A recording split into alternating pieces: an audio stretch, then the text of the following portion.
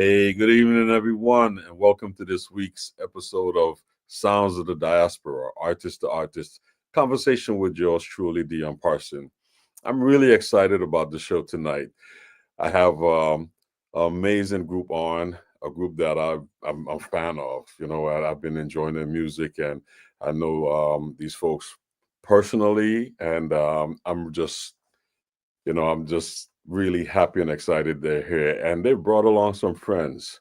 So I want you to check out this episode tonight and really check out what they have to say because it's some good stuff. Please join me in welcoming the Warp Trio and special guests.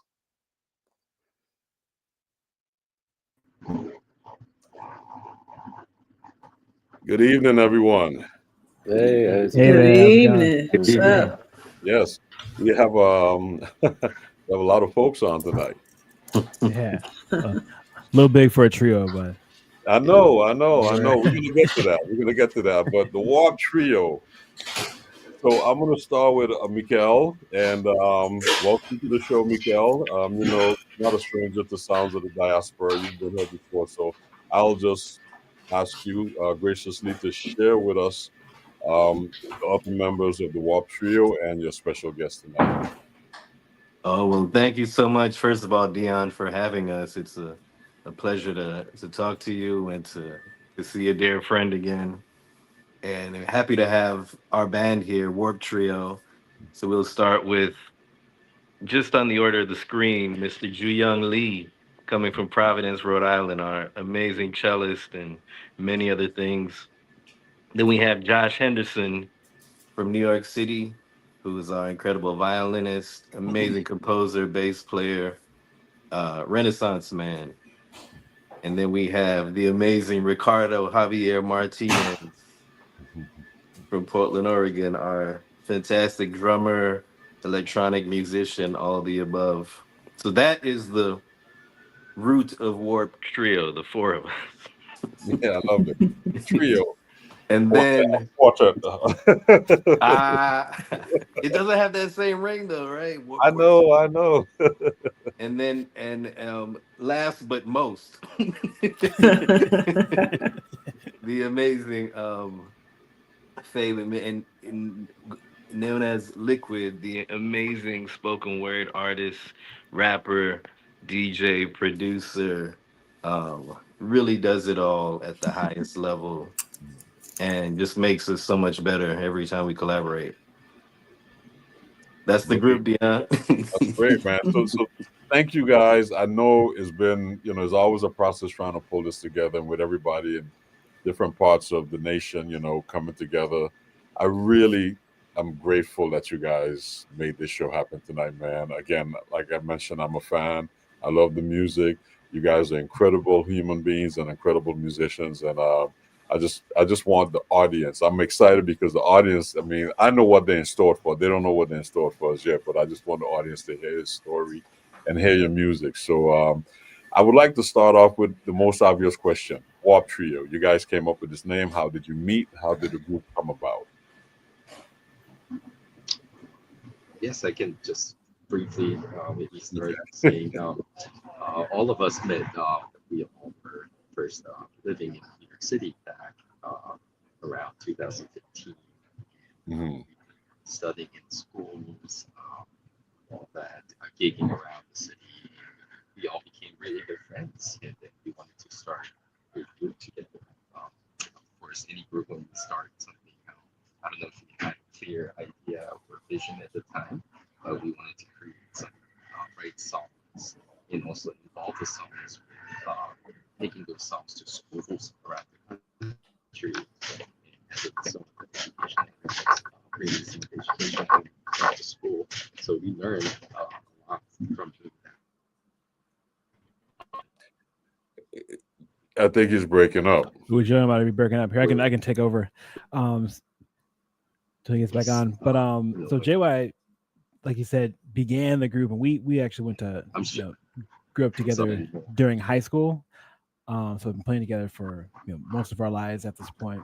But he was touring the country playing cello with a few different groups, and had an idea to maybe do something from Joe. I went to Juilliard School. Is excellent, wonderful cellist, and he had an idea of kind of doing something maybe a little more modern with our instrumentation. So it kind of started as more of a traditional piano trio in the classical sense, violin, cello, piano. But even from our first performance in New York, Rick was a part of it. Liquid was a part of it.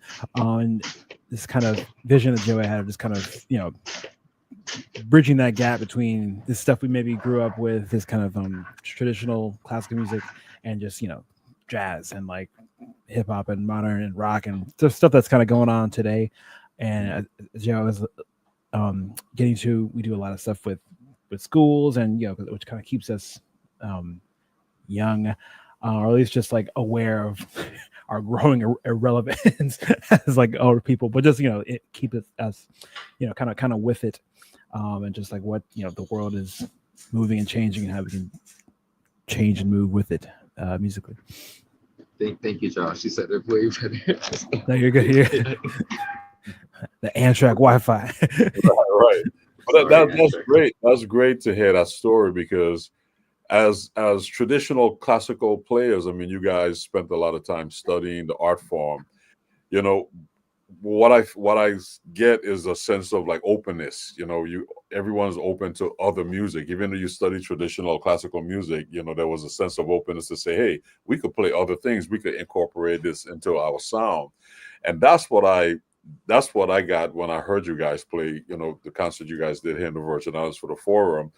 It was straight up classical music, but it had this other element. And then with the drums and the electronics into it, it fit. It wasn't foreign. I mean, how do you put that together?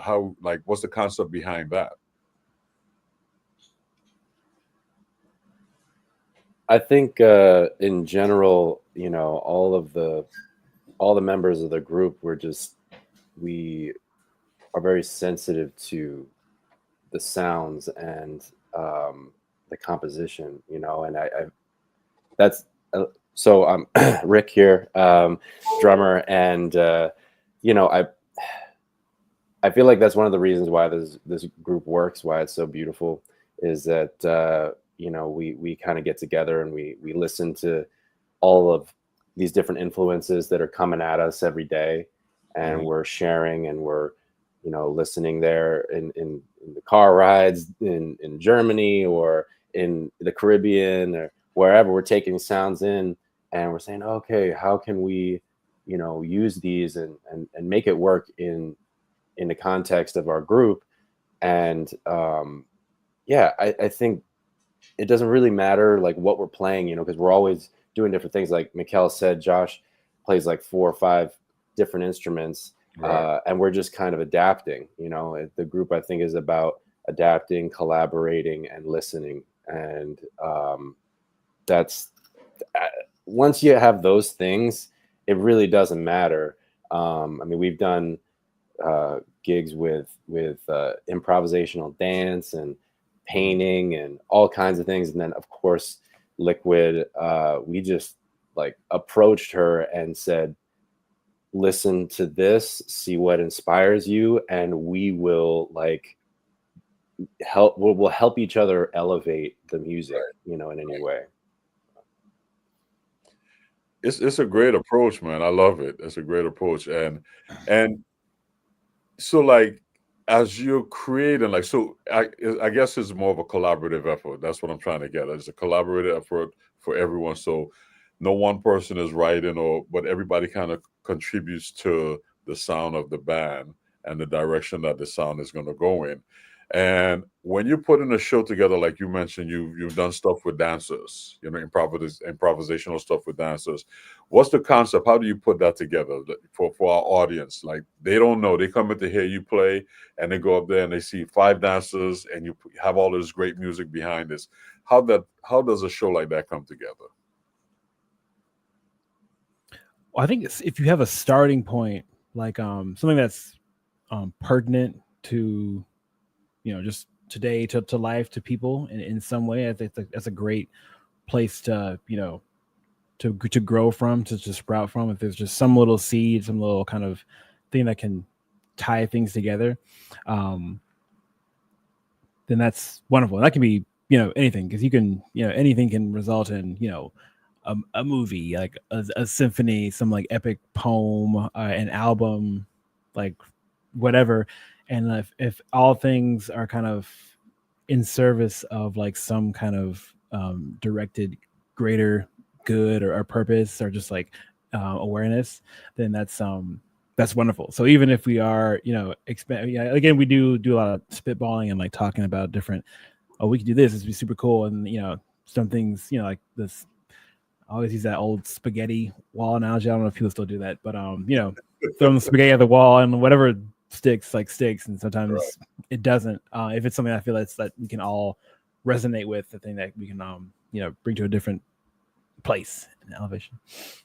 Yeah, and I would just add to that, it's also the highly collaborative nature of it is like, it's cool to just be 4 musicians playing. I mean, that's a band, but we're always pushed to new heights when Liquid is in the mix, when we have dancers, we have to, oh, how does our sound adapt to movement? Oh, we need to tweak this. So it's like we keep doing these collaborations to like push us further and push us forward in terms of our vocabularies and our, you know, new emotions. Like, oh, how do I put this emotion I see from that dancer into musical language? So it's this, I like to think of the Warped Tour as like a really cool lab, where we have gigs to experiment, and maybe, okay, this gig, you know, is fine, but we know what to tweak. And that's the good thing about touring is as you know, as you know that world well, Dion. Yeah. That's great. You said a word like, you know, you look at a group as like a lab. I was going to, this is like an experimental lab. You know, you have all of these different formulas you can mix together to come up with the right, you know, combination to make that sound work. At some point in you guys' journey, you mentioned Liquid, that, you know, you invited her to be part of the journey, and she's brought a wealth of, you know, creativity as well, and it works. You know, a group with a vocalist has a whole nother presentation, but she's not just a vocalist. She brings a whole nother situation to the table. So, Liquid, why did you share with our audience your contribution to the group, you know, and let them know your inspiration in the process? Yeah, the inspiration, I guess I could start there, is very cyclical. Like, I absolutely love working with these guys, and over the past 10 years now, right? 10, 12 years. So it's just been an honor to be able to add to the sound beds that they create. It's funny because while you all were just talking, it reminded me of a conversation that Mikael and I had. And I think originally when we were talking about sermons, some kind of way we got on gumbo.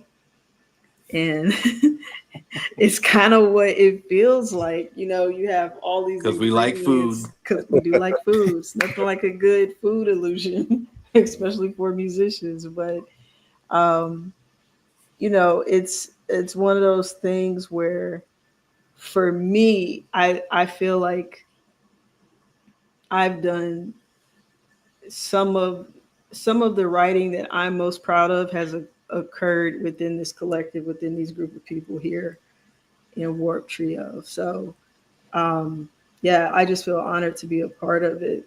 And as far as like externally, like how inspiration occurs, like I just write about what I see and what I feel as a human being, and primarily looking at my lyrics, you know, to quote Nina Simone, it's the artist's duty to reflect the times. So I try to do that, I guess, as best as I can. Right. And I think too, like we're just seeing an interesting moment right now where I enjoy seeing joy being expressed as a form of protest. So I feel like we're in that space now, just because although struggle is a part of change, but it's not the only part of it. Right. So through the writing and sermon, like there's some of that there, but it's the beautiful parts of being a human, of being a woman, of being a Black woman, being a person of color. Like all of those things are in there holistically. And that was I guess the inspiration for a lot of the writing. But it was all embedded in what I heard, you know, what the band put together. It felt like a call and response, if you will. Right. You know, so That's great. That's great. It's like when you hear the Warp Trio and you think, you know, cello, violin, piano, drums, spoken words. It's like you start to say, "Wonder what this is going to sound like." yeah, Then you hear the music and it's like, and it works. It's unique. It has its own genre, but it's a combination of multiple genres. So you know, there's reference to a number of different things, and I think that's part of, like you mentioned, gumbo. That's part of the flavor that you guys present, and it definitely works. And and and it's how should I say? It's reflective of everyone's personality also. You know, that's a beautiful thing. It's like I was talking to Rick earlier, and I was talking about his gear, and he was, you know, sharing about, the kids that he has to work with. But once he plays, because he's such a professional and he has the sound that he wants to bring to the presentation, the gear just it complements that sound. It's, the gear doesn't really take away from it, no matter what it is. And that's what I appreciate when I hear you guys, because you guys, it's a unique sound, it's a different sound, but the fact that you guys have honed it and crafted it and presented and confident in that presentation, that's what I really like about it. Thank you. Well, thank you. I was gonna say sorry, go ahead, Rick. No. You're good. I was gonna say with the classical kind of training, and Rick went to Peabody Pre-College in Tiffany, so before the jazz and everything else, Right. The college days, like he had that melodic and the technical side of the classical world. But I think one of the cool things about the group is like classical music is, let's just be honest, it's like restricting in certain ways. You have to fit into a certain sound, a certain look, sometimes a certain race. So it's like the group was an interesting kind of outlet where, oh yeah, we are classical musicians, but we can really be ourselves. And like you said, to let the personalities emerge, because in a lot of times classical music, your personality is in the background and you're serving this Right. this bigger picture or something, which is not necessarily the best way to do things. True. And I'm glad you brought that up, because that's a challenge in a lot of the genres. You have to have a certain look. And the minute you hear, this is the style this person played, they expect that. But again, hence the name Warp Trio. I think you guys, by the name, you have kind of, removed a lot of those barriers and allow for people to be open just by the name. And then once they hear the music, it's like, okay, it's nothing warped about it. It's just a fresh sound. For me, that's what I gather. But I like the fact that everybody's open, everybody's proficient in their craft and well studied, but everybody's open to make these combinations and pursue something unique. That's the thing. I mean, that's the thing that I really like, And we have one of our listeners asking, how did you guys meet? They didn't quite hear that answer to that question earlier, but I'll take a minute for now. I know Josh, you had mentioned college. You want to share that? Yeah, I can give the cliff notes. Joe and I grew up together in Nashville in high school, and then Rick and I actually went to school together down at NYU downtown. Then we met Mikael through a mutual friend who Mikael went to high school with, and I went to undergrad with, and then we met Liquid. Rick and I were playing a show in some club, and like a friend was like doing like burlesque performance art, like dance, like with us. And then so it was very serendipitous meeting, and one late night in Williamsburg and many years ago. And still hanging out today. So It's such an authentic New York story. it really is. Truly. Friend of a friend of a friend at a late night hang. Okay. A lot of things in New York happen at night, unlike the rest of the world. You know. Yeah, I wish I had a video to show you guys too. It was I mean, I think that also just speaks to how beautiful that like music experience is, especially in New York. You could be literally anywhere and happen to meet somebody, and now we're here like over a decade later, you know, really just making waves as much as we can. And I don't know, I'm very, very grateful to have music in my life and these guys.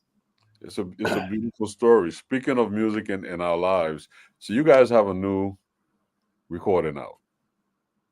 Yes, sir. Yes. So we are gathered here today to share this music. You gotta have fun, man. We gathered here today to share this music, and let's talk about this recording. You know, the title of it, when was it released, and the concept behind it. You know, yep. Yeah, Mikael, let you. Oh, sure. The title is I don't want to hog the mic. The title is The Sermon of the Matriarch, and that's the matriarch with the K at the end instead of the CH. And it came out officially January 9th. And it was originally conceptually it was going to be our first real trio album. We have maybe 3 releases out, but you know, in the EP category of things, and this was going to be our really first full-fledged, like really mapped out with the label situation. And pretty immediately, like when we decided we were going to do it, Liquid was somebody we immediately was like, yeah, there should be a track with Liquid.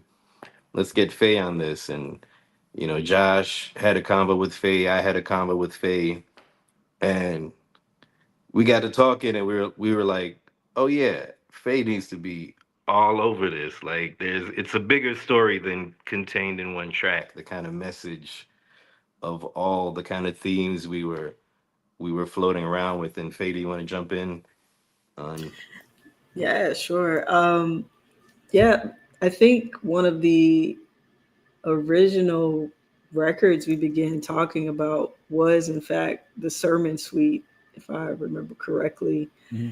And yeah, I still have the notebook with just the clips, just the conversations that I had with Josh and Mikael. And like Mikael and I stayed on the phone for a minute, and I was just like writing notes and thinking of ideas and concepts to go with the music, because there was so much. And like, you know, there's a Stevie Wonder quote, music is the language of all people, but it was so many different iterations of language coming to me based on what they were playing. So, I mean,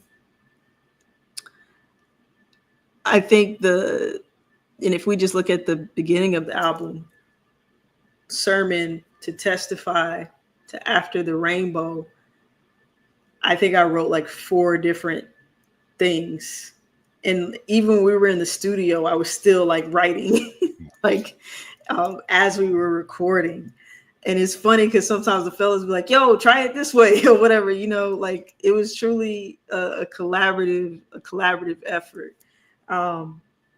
But yeah, ultimately the album itself was meant to be a piece that, you know, spoke to and spoke for matriarchs, regardless of where they are in their travel of life, or if we look at life as a full cyclical thing. My grandmother had this quote, like, you're once a woman, twice a child. She told me this when I was 8 years old. It didn't make sense till like now, you know, and we wanted to pay homage to the women and femmes in our lives, be it aunts, grandmothers, sisters, cousins, auntie cousins, you know. And all of that is expressed obviously through sound and through lyric and through sometimes even the quiet moments. Like there's like transitions between songs that just speak as well. Like there's a loudness in the quiet too, I think. The more like I listen to the album, I feel like I enjoy those pockets as well. And from start to finish, I feel like also the cool thing about this album, like it really worked. It reads well as a project from start to finish, but you can actually start anywhere. Like one time I started in the middle of the suite from Wake Up. Like, Give me that. Give me me that. that. Yeah, I started like in the middle of Give Me That, and I went all the way through to the end, and it felt right to just come back to the beginning and then go back through again, you know? So, yeah, Sermon of the Matriarch, it's kind of a play on arc as well, because it really does feel like a journey. I don't know if on the arc as far as, you know, destruction and then rebuilding, like, you know, 40 days and 40 nights of destruction and then building back up, but specifically through this lens.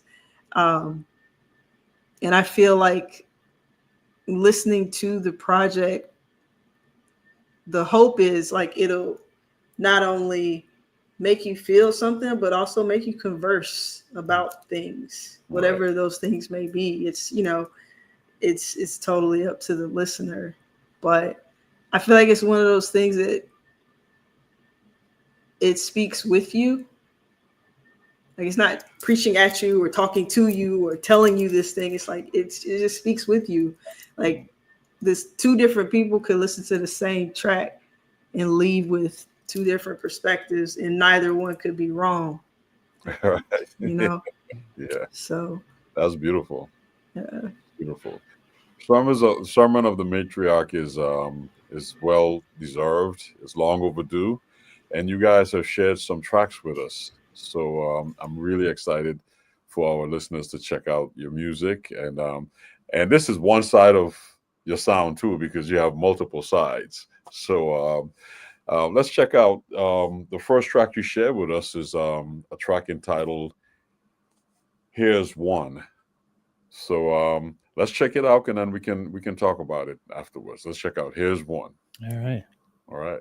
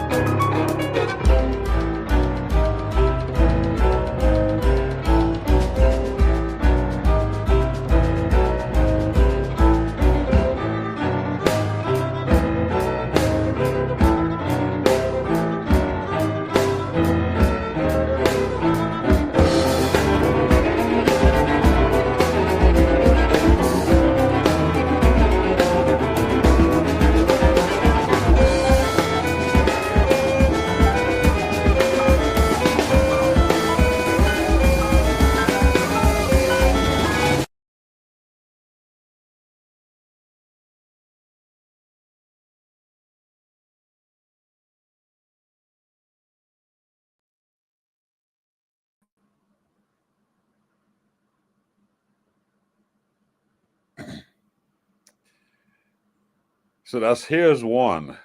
We actually might have a little mix up. That was actually an excerpt of Gimme That, which is by Mikael. That was an extra, but Give Me That. Okay. And that was that Gambit? That was the first two sections. Yeah, Gambit and In Motion, I believe. Okay, so that's Give Me That. I correct myself, audience. That was Give Me That. So beautiful stuff. I mean, it's a lot of, how should I say, polyrhythmic stuff happening in there. I hear you, Rick. laying it down really nice. So what's the concept behind Give Me That?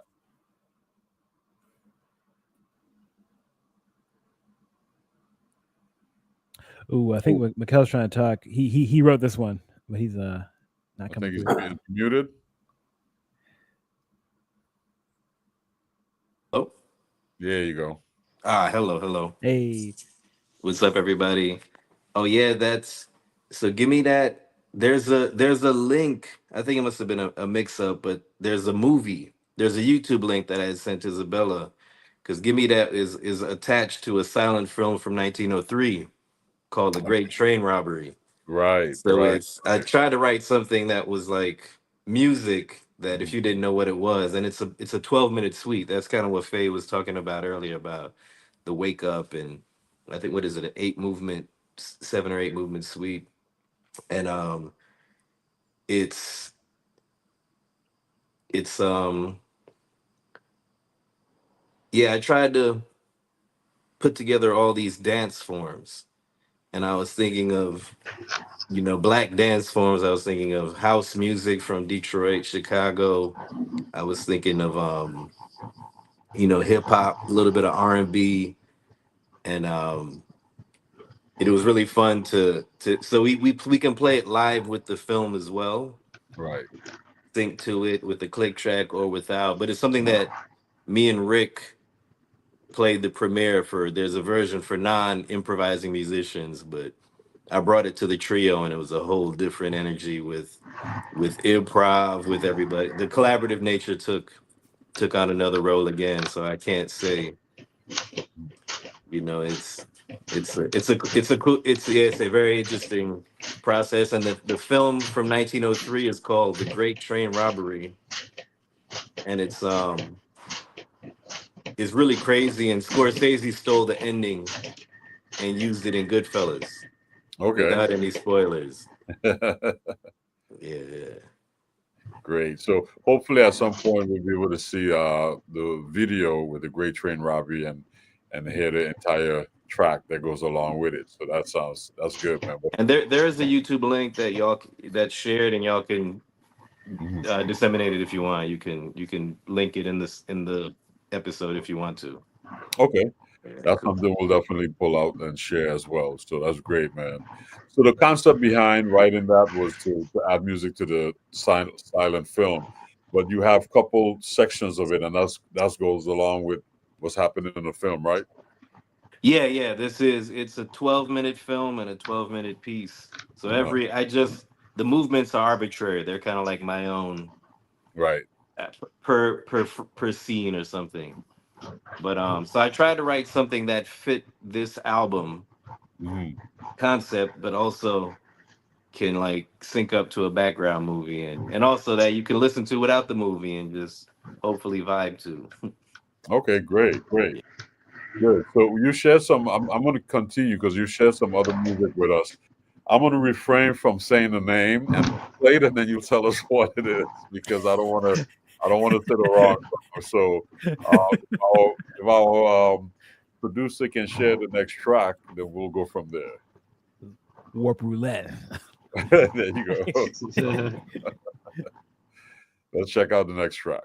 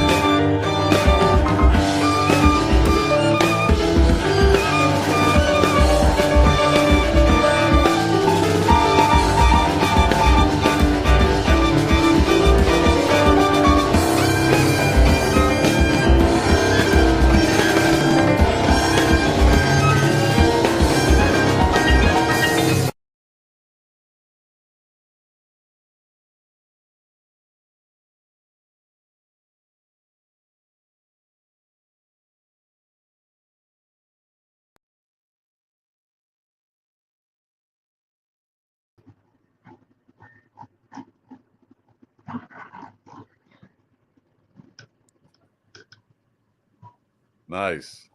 All right. So the name of that track was. That was actually the next little part of "Gimme That."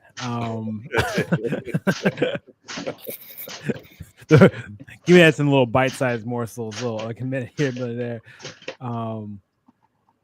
Yeah, so I think maybe what was happening? I'm trying to actually remember the film.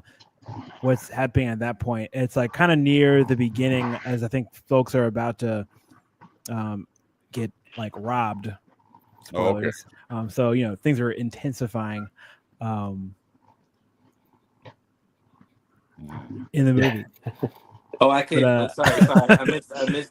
My internet cut off. But you were asking what's happening. Yeah.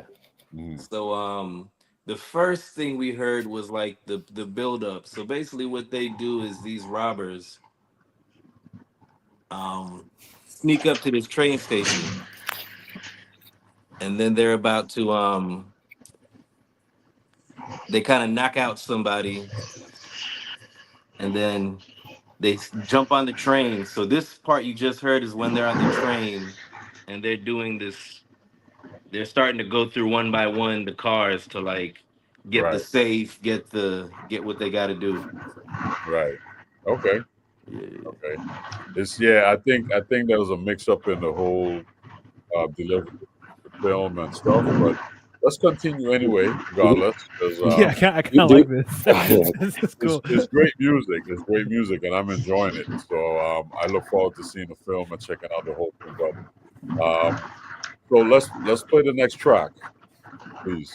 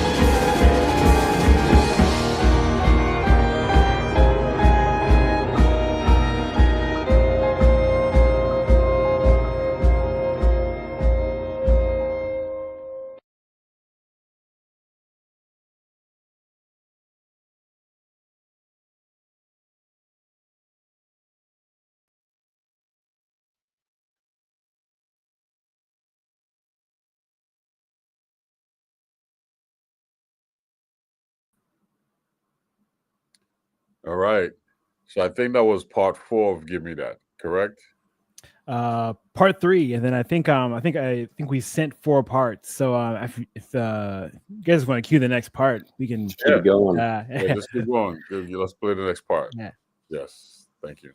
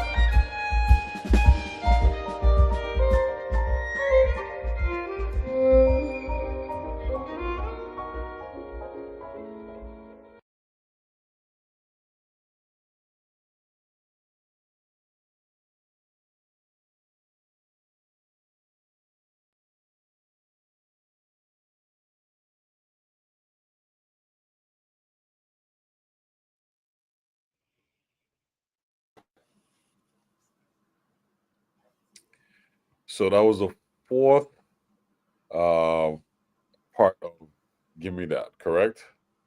Yeah. Okay. And those are really meant to be played just kind of like, segue attacca into each other. Right. But, just for it to, in today's day and age for the playlists and the whatnot, broken up by the scene and just for clarity with the relationship with the film and stuff like that. Right. But yeah.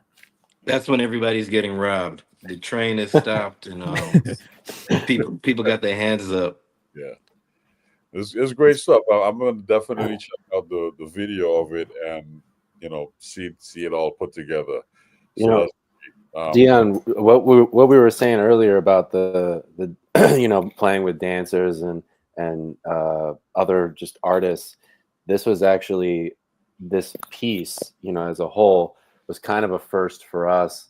When we were in the studio and Liquid was there, we're tracking to the movie. Everyone's got the screen in their recording booth, right? And I'm on the drums. I'm looking up at the time counter, and we're really like, Mikael did a beautiful job writing this piece for us. It's like just kind of spearheaded that whole thing, and but then we take it in the studio and we're like, okay, how do we like really make it convincing, right? And looking at the screen and trying to react to this silent piece that there's so much going on, and I don't know, it was just one of the cooler experiences that I've had, like in the studio, trying to actually in real time make like a live representation of what's going on to the movie.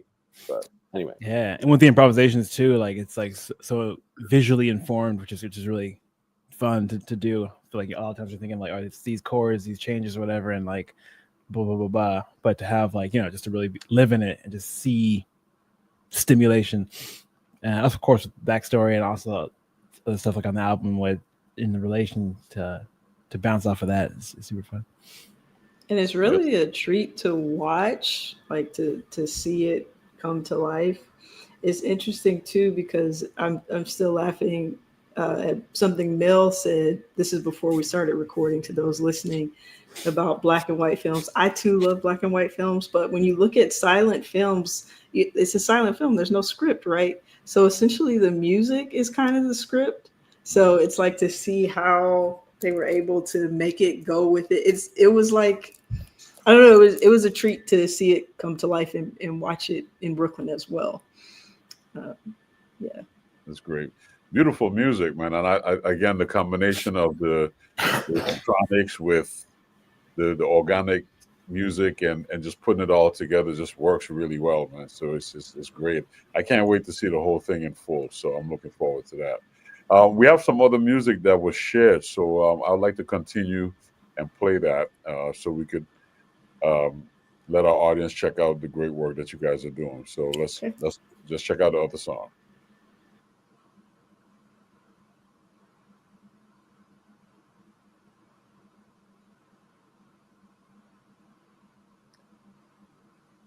Okay, so I think I'm not sure if all of the music was presented, so maybe that may have been it for now. So we might have to. You guys are gonna have to tell us about the rest of the music. Yeah, I'll resend a link, but I think we were gonna let's talk about Here's One. I think we were gonna start with that one. I think that was such a great little nugget for kind of encapsulating so many things about the album. So Here's One is like a Negro spiritual, which were beautiful, beautiful music, but also very practical music. So like a lot of spirituals had different, like people know, like different very important messages, like I'm blanking on some original ones, like Way in the Water, I think has some very coded stuff to help slaves escape and just cope and like figure stuff out, or own kind of secret language. So they're just wonderful vehicles of art, but also of practical art. So Here's One draws on that, the melody, which means sing in church and things like that. But then of course I was like, hey, Liquid, we got this spiritual kind of starting off in this place, this space. Can we do something with this? She's like, all right, give me so-and-so bars, whatever. And then she's made magic with it. So you're kind of, in the production, we have some wonderful vocalists that are kind of helping to kind of give, like I said, spirituals, church vibes to kind of have that kind of old school boom bap, hip hoppy vibes and some new just like electronics and stuff like that. And all, it's this little 3-minute, like a little radio hit, but I feel there's just so much in there. And I think it's just a nice little thing that's just like encapsulated. If you want to have like a little 3-minute version of like what the album is like about, I think it's just like a really, really great track. Kind of showcases all of us in there. And it looks like Mel's ready to go. And before we go, I'm very, very apologize. I actually have to get off the train, and I'm so sorry. I wish I could continue the conversation with all of you, but my apologies. But he's on the gimme that train. Yes. Somebody's riding the train. Get off, boy. Joining us. And so sharing. good to see you. Yes. Right. But please continue. So good to see you guys. Thank you. Thank you. All right. So Ju Young had to leave us, but we'll continue, and we're on. So let's check out the next track.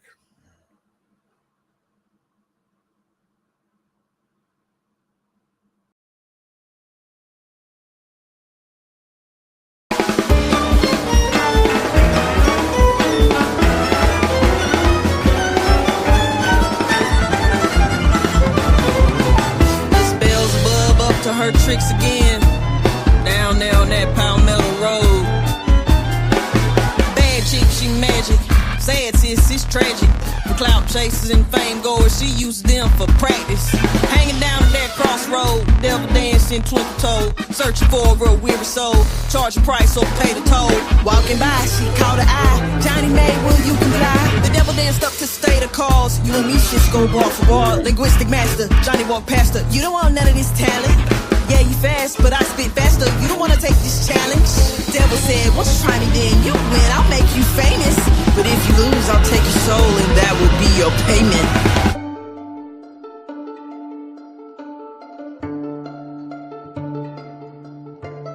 Johnny May, grab that microphone and get ready to spit some bars. Cause hell's broke loose near Charleston, and the devil's a superstar. And if you win, you get this shiny mic with fame untold. But should you lose, the devil gonna cop that soul. The devil snatched up that microphone, that shot from the pits of hell. She spit and slayed with poetry, her voice cracked and wailed. Double entendres, mantras spewed with every syllable tensions grew. The demons surrounded, she brought her crew. She dropped the mic, it's all on you. Johnny smiled and grabbed the mic. Her voice elevated and the words took flight. Her lexicon was beyond every single word, no jargon. The devil cried, she met defeat. The mic turned gold as Johnny preached. Better luck next time, I told you, miss. Bar for bar, I'm the baddest bitch.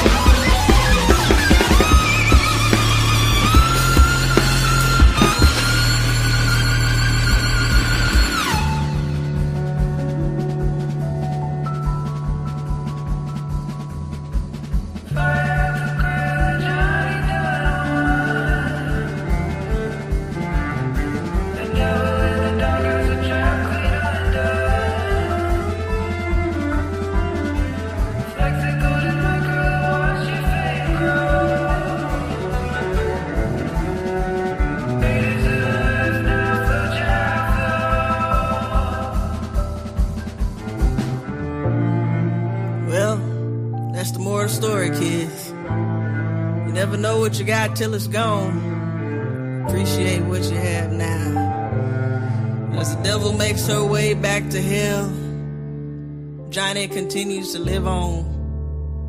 He ain't saying nothing slick to a can of oil. Even a broken clock is right twice a day. Told y'all 50-11 times. You only get one soul. Rich, take him to church.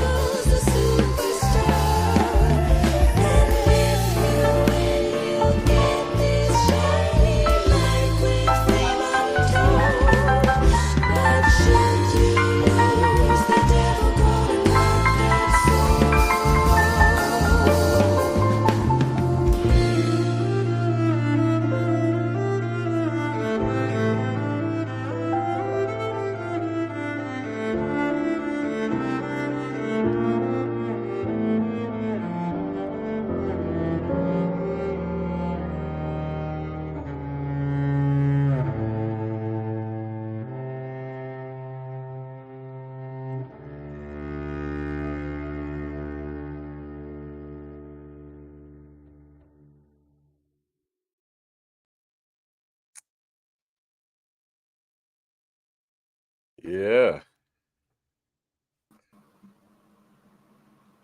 Funky, funky, funky. I love it. Thank you. And just for clarity, that was actually the devil went down to Kakalaki, but kind of a lot of the same themes and like vibes. Singers were there. Also, we're joined by our good friend Rich Saunders, who's singing the verse on those. But a little bit of that one. I mean, I don't know if there are any Charlie Daniels fans in the audience. It's a kind of a flip of that, and a similar thing. How we were saying earlier, how we come to Faye with these like, can you help us out and make whatever we got a million times better. Same thing. We're like, oh, we got this. You know, this. I love Charlie Daniels band. They're great. I grew up in Nashville. But this, you know, the devil went down in Georgia is pretty, you know, maybe not what you might expect. But how can we flip that and have like, you know, like some lyrics on it? And I gave like with you know, the old track, the backstory, and then I don't know if you want to take it away, how you Oh yeah, no, you were nailing it.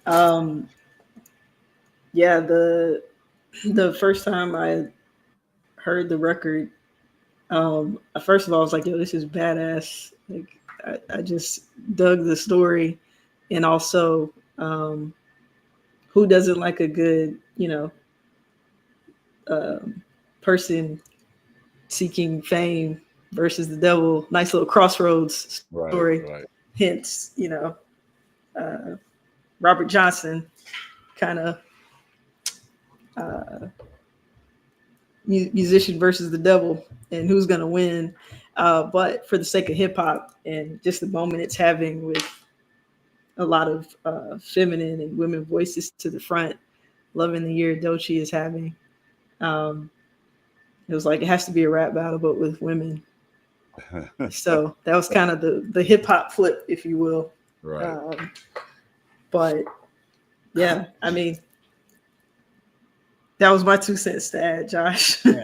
Kind of. Great.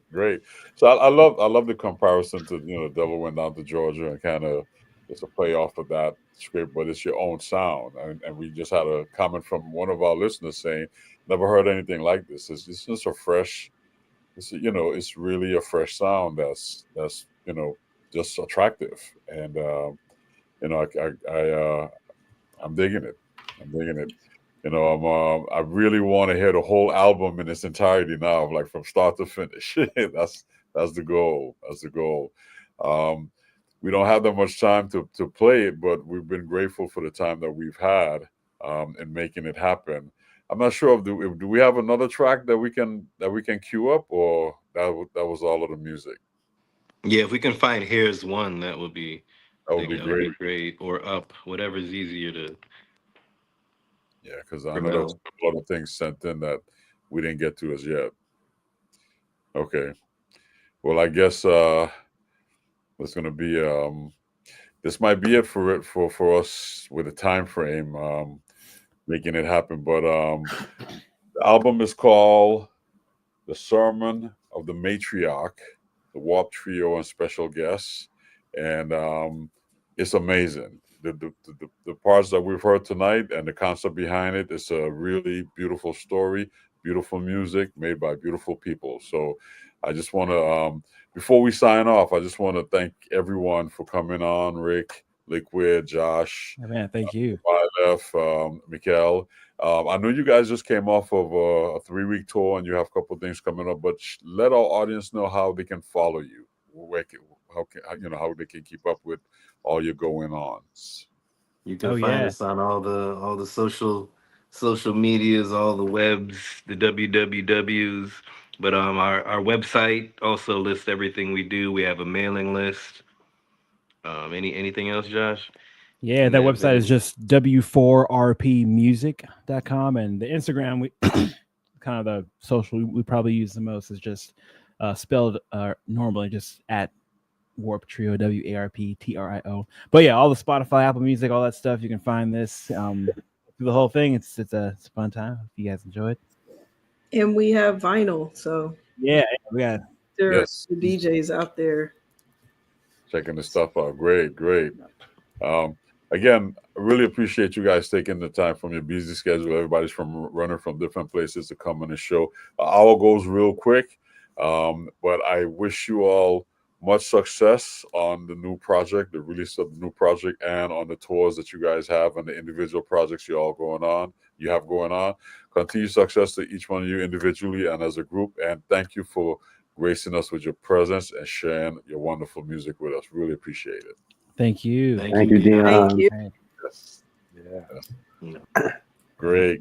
Well, y'all take care, and we will be seeing you in the future with more music. That was the incredible Warp Trio with their new recording, The Sermon of the Matriarch. So we really, really appreciate them coming out and sharing with us tonight. Next week, come back and join us as we have another special guest with you on Sounds of the Diaspora. And we look forward to you joining us again next week for that special guest. Thank you for spending your time with us, and we really appreciate it. All the best. Take care. Have a beautiful evening. All the best.